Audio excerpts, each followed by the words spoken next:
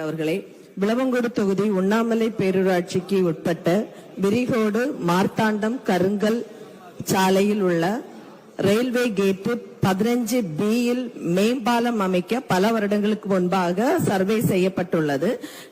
கழிந்த 10 வருடங்களாக மக்கள் கடும் எதிர்ப்புகளையும் போராட்டங்களையும் நடத்தி வருகிறார்கள். எனவே மக்களுடைய கருத்தை கேட்டு ரீசர்வே செய்து மக்கள் விருப்பப்பட்ட பாதையில் அமைக்க அரசு முன்வருமா என்பதை மாண்புமிகு பேரவைத் தலைவர் வாயிலாக கேட்டுக்கொள்கிறேன்.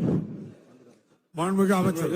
பேரவைத் தலைவர்களே, நம்முடைய சட்டமன்ற உறுப்பினர் சகோதரி சொல்லுகிற அந்த கோரிக்கை என்பது பொதுவாக ரயில்வே பாலம் கட்ட வேண்டும் என்று சொன்னால் அதனுடைய போக்குவரத்து செறிவை வைத்துத்தான் ரயில்வே பாலம் கட்டுவோம்.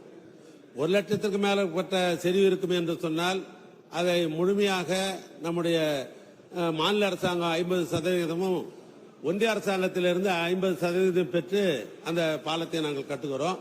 எனவே நீங்கள் சொல்லப்பட்டிருக்கிற அந்த செறிவு இருக்கிறதா என்பதை துறை சார்பாக ஆய்வு செய்யப்படும்.